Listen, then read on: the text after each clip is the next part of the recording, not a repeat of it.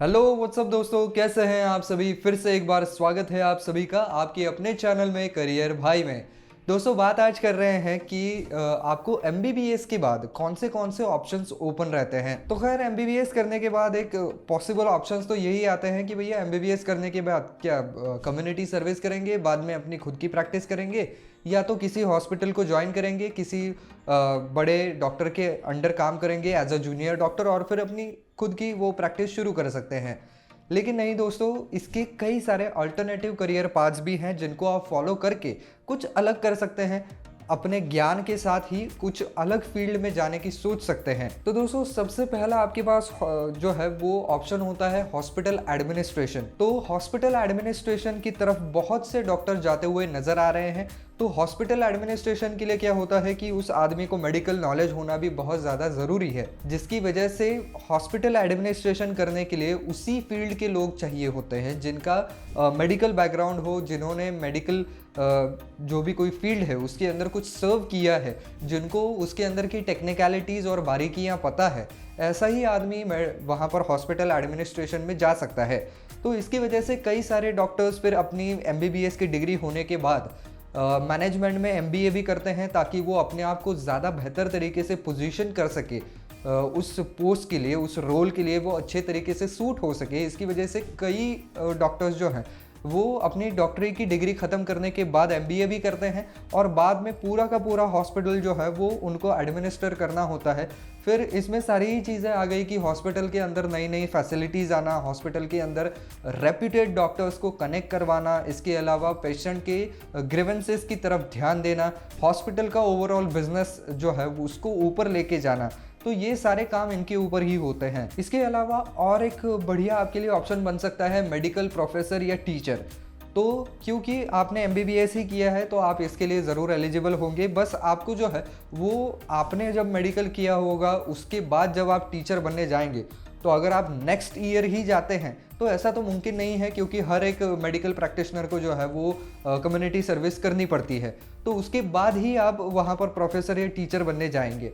तो उसके दौरान मेडिकल फील्ड में कौन सी नई तब्दीलियाँ आई हुई हैं, कौन सी नई नई चीज़ें अब पढ़ाई जा रही हैं, इसके बारे में आपको ज़्यादा से ज़्यादा रेलेवेंट रहना पड़ेगा, ताकि आप पढ़ाते वक्त जो है वो स्टूडेंट्स को अच्छी तरीके से पढ़ा पाएँ, आपको खुद को उस सब्जेक्ट के बारे में अच्छा खासा ज्ञान हो। तो इसकी वजह से आपको रेलेवेंट रहना पड़ेगा और जिस भी कॉलेज से आप पास आउट हुए हैं उनके साथ आपके अच्छे संबंध होने चाहिए, ताकि उसी कॉलेज के अंदर या मेडिकल सर्कल के अंदर आप जो है कहीं पर भी एज अ प्रोफेसर के तौर पर नौकरी पा ले। इसके बाद आता है दोस्तों पब्लिक हेल्थ वर्कर। तो पब्लिक हेल्थ वर्कर का काम जो है वो देखा जाए तो काफ़ी ज़्यादा चैलेंजिंग होता है, लेकिन सबसे ज़्यादा जो है वो ऑनरेबल भी होता है, क्योंकि ये आदमी असल में बहुत ग्रास रूट लेवल पर जाकर के काम कर रहा होता है। जो गरीब लोग हैं उनके ओवरऑल हेल्थ के ऊपर ये लोग काम करते हैं।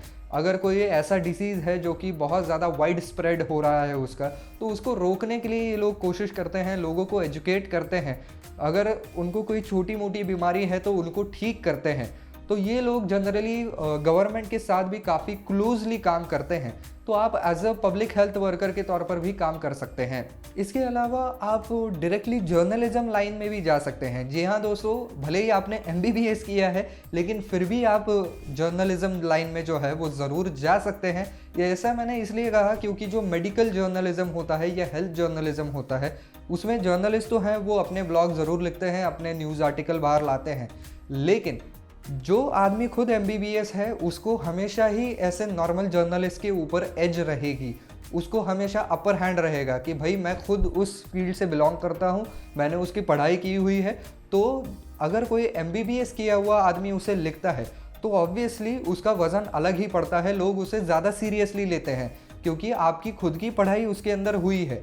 तो लोग क्या समझेंगे, यानी कि खैर आप भी उसी इंटेंशन से लिखेंगे कि भाई मेरा इतना एक्सपीरियंस है, मैं उस एक्सपीरियंस को, मेरे अपने नॉलेज को इस्तेमाल करते हुए ये बातें लिख रहा हूँ। तो कहीं ना कहीं वो बातें जो है वो साइंटिफिकली प्रमाणित होती हैं, जिसकी वजह से लोग उसके ऊपर आसानी से भरोसा कर सकते हैं।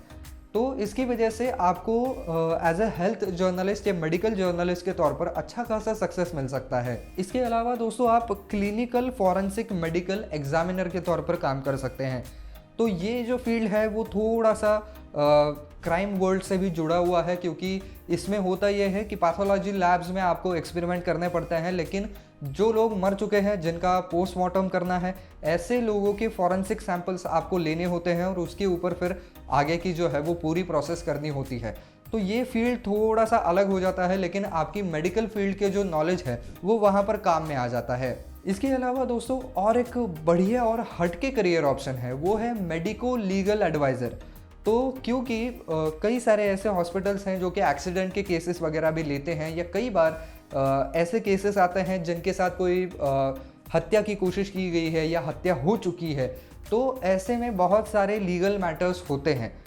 मेडिकल वर्ल्ड को हमेशा से ही एक लीगल एंगल देखा गया है, उसके अंदर लीगल एंगल ज़रूर होता है। तो मेडिको लीगल एडवाइज़र का काम यही होता है कि हॉस्पिटल की तरफ से कोर्ट की हियरिंग्स को जाना और जो भी कोई मेडिकल फैक्ट्स हैं उनको सामने रखना, और हॉस्पिटल की एक हम कहें कि साइड को सेफगार्ड करना। क्योंकि हॉस्पिटल हमेशा से ही कोई भी पेशेंट आता है तो सबसे पहले उसका इलाज करना होता है आपको, नो मैटर वो एक्सीडेंट हुआ है उसका, या उसकी हत्या करने की कोशिश की गई है, या अगर उसकी हत्या हुई भी है तो उसको ज़िंदा रखने की कोशिश की जाती है। तो इसमें लीगल एंगल ज़रूर है, तो हॉस्पिटल को अपना लीगल एंगल जो है वो क्लियर करना होता है, अपनी साइड क्लियर करनी होती है। इसके अलावा सिर्फ इतना ही नहीं कि ये लोग सिर्फ हॉस्पिटल को ही लीगल एडवाइस देते हैं, लेकिन ये लोग जो हैं वो किसी इंडिविजुअल को भी एडवाइस दे सकते हैं। अगर उसको ऐसा लगता है कि उसके पेशेंट के साथ कुछ गलत हुआ है, उसको ठीक तरीके से ट्रीटमेंट नहीं दी गई है, तो मेडिको लीगल एडवाइज़र जो है वो बिल्कुल साइंटिफिकली ये देख सकता है कि भाई कौन सी ट्रीटमेंट दी गई थी, वहाँ पर कौन से मेडिकेशंस दिए गए थे, उस आदमी की कंडीशन क्या थी, उसको किसी चीज़ की एलर्जी तो नहीं थी। तो उसके हिसाब से उसको मेडिकल का भी ज्ञान जो है वो वहाँ पर होगा, तो वो अच्छा खासा एडवाइस किसी भी इंडिविजुअल को भी दे सकता है कि भाई ये ट्रीटमेंट जो थी वो सही नहीं थी, इसके ऊपर आप जो है वो आरोप लगा सकते हैं, या इसके ऊपर आप सवाल खड़ा कर सकते हैं। तो ये सारे काम इनको करने होते हैं। इसके अलावा फॉरेंसिक साइकेट्री में भी आप जा सकते हैं। तो ये फील्ड जो है वो मेडिको लीगल एडवाइज़र की फील्ड के साथ बहुत क्लोजली काम करता है, लेकिन इसमें ये होता है कि जो मेंटली इल क्रिमिनल्स होते हैं उनके साथ आपको डील करना होता है, उनको हील कराने की कोशिश करनी होती है। तो कई बार क्रिमिनल्स जो हैं वो साइकोपैथ्स होते हैं, जिनका कोई एक मकसद नहीं होता है, उनको बस किसी न किसी को हर्ट करना होता है, जो सिर्फ वायलेंस करना चाहते हैं। तो ऐसे मेंटली इनस्टेबल लोगों को जो है वो ज़्यादा से ज़्यादा ट्रीटमेंट के ज़रिए स्टेबल कराने की कोशिश करना, ये इनका काम होता है। इसके अलावा दोस्तों आप मेडिकल या फार्मास्यूटिकल रिसर्चर के तौर पर काफ़ी काम कर सकते हैं, और ये सबसे हटके और अभी के ज़माने में सबसे ज़्यादा ब्लूम में आने वाली इंडस्ट्री है। तो इन लोगों का काम ये होता है कि अलग अलग तरीके के ड्रग्स का इस्तेमाल करके उनका ह्यूमन बॉडी के ऊपर क्या असर होता है ये मापना, और साथ ही साथ जो पुराने डिसीजेस हैं जिनके ऊपर कुछ ना कुछ ट्रीटमेंट है, उसके अंदर नई नई टेक्नोलॉजीज़ का इस्तेमाल करके, नए नए रिसर्च का जो है वो इस्तेमाल करके उसके अंदर एडवांसमेंट लाना। तो मान लीजिए अभी डायबिटीज़ की ट्रीटमेंट है, सबको मालूम है डायबिटीज़ की ट्रीटमेंट क्या की जाती है, उसके ऊपर काफ़ी सारे टैबलेट्स अवेलेबल हैं, या जिनकी केस बहुत ज़्यादा वर्स होती है उनको बाहर से इंसुलिन देना पड़ता है। तो इसके अंदर हम और क्या एडवांसमेंट कर सकते हैं जिससे कि डायबिटीज़ को अच्छे तरीके से कंट्रोल किया जा सके, उसके अंदर कुछ और इफ़ेक्टिव हम मेडिकेशंस ला सकते हैं क्या, कोई ऐसे मेडिकेशन ला सकते हैं क्या जिससे कि जो एक्चुअली पुर्जा ख़राब हो गया है, जो आपके पैनक्रियास ठीक तरीके से काम नहीं कर रहे हैं, उनको ही हम फिर से रिवाइव कर सकते हैं क्या। तो इस तरीके से रिसर्च करना, नई नई टेक्नोलॉजीज़ का इस्तेमाल करके नए नए तरीके के ट्रीटमेंट्स लाना, ये इनका काम होता है। हालांकि इसके अंदर जाने के लिए हो सकता है कि आपको इससे रिलेटेड कुछ थोड़े बहुत कोर्सेज करने पड़े, लेकिन क्योंकि आपका एक मेडिकल का बैकग्राउंड है तो आप ज़रूर इसके अंदर जो है वो आसानी से जा सकते हैं, क्योंकि बेसिक नॉलेज आपके पास ऑलरेडी है। और एक दोस्तों काफ़ी ज़्यादा इंटरेस्टिंग करियर ऑप्शन है, वो है ऑर्गन कोऑर्डिनेटर। तो कई बार ट्रांसप्लांट कोऑर्डिनेटर भी इसको कहा जाता है। तो कई बार आपने देखा होगा कि किसी को किडनी ट्रांसप्लांट करवानी है, किसी को लीवर ट्रांसप्लांट करवाना है, या किसी को कोई और चीज़ का ट्रांसप्लांट है, किसी को आँख जो है उसका ट्रांसप्लांट करवाना है। तो ऐसे में कहीं पर अगर ऑर्गन डोनर है तो उनके साथ इनको कोऑर्डिनेट करना पड़ता है, और ये कोऑर्डिनेशन बिल्कुल एट पॉइंट होना चाहिए, बिल्कुल शार्प होना चाहिए। क्योंकि आपको पता है कि कोई भी ऑर्गन अगर निकाला जाता है तो वो आप ज़्यादा देर तक प्रिजर्व करके नहीं रख सकते हैं, वो अंदर से सड़ने लगता है। तो इसकी वजह से जो सारी हम कहें कि कम्युनिकेशन वगैरह है वो बिल्कुल फास्ट होना चाहिए कि किसी को अगर अर्जेंट किडनी डोनेशन चाहिए और कोई अगर डोनर है वो अगर किडनी डोनेट कर रहा है तो इस आदमी को सबसे पहले पता होना चाहिए, वो जिसको ज़रूरत है उसके साथ कांटेक्ट करेगा, उस हॉस्पिटल के साथ कांटेक्ट करेगा और वो किडनी उस आदमी तक पहुंचाएगा। वो किडनी मैच होती है या नहीं ये सब कुछ देखेगा।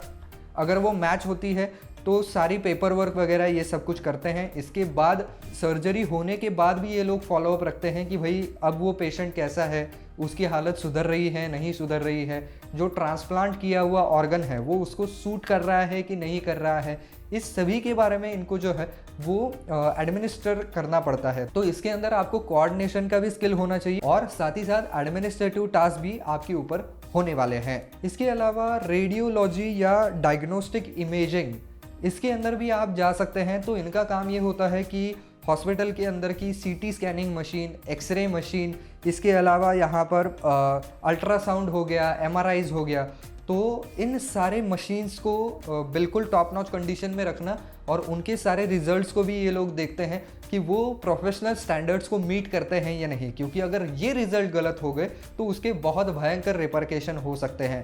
क्योंकि अगर रिज़ल्ट ही गलत आया है तो प्रॉबेबल कॉज का पता ही नहीं चलेगा कि भाई इसके शरीर में क्या खराबी हो चुकी है, तो उसका इलाज नहीं हो पाएगा और पेशेंट मर भी सकता है। तो इसकी वजह से ये सारे मशीन्स एक्यूरेट होना बेहद ज़रूरी है। तो इसकी वजह से इस फील्ड में जो लोग काम करते हैं वो इन सारे मशीन्स के ऊपर मॉनिटरिंग करते रहते हैं। इसके अलावा एकेडमिक मेडिसिन में भी आप जा सकते हैं। तो इसके अंदर क्या होता है कि जो बच्चे अभी मेडिकल परस्यू कर रहे हैं, एमबीबीएस परस्यू कर रहे हैं, इनको तो ये लोग सिखाते ही हैं, लेकिन जो अलग अलग तरीके के रिसर्च होते हैं इनके अंदर भी ये हिस्सा लेते हैं और अपने एक्सपर्टीज़ को काम पर लगाते हैं, जिससे कि जो बच्चे अभी परस्यू कर रहे हैं एमबीबीएस वो कुछ ना कुछ सीख सकते हैं।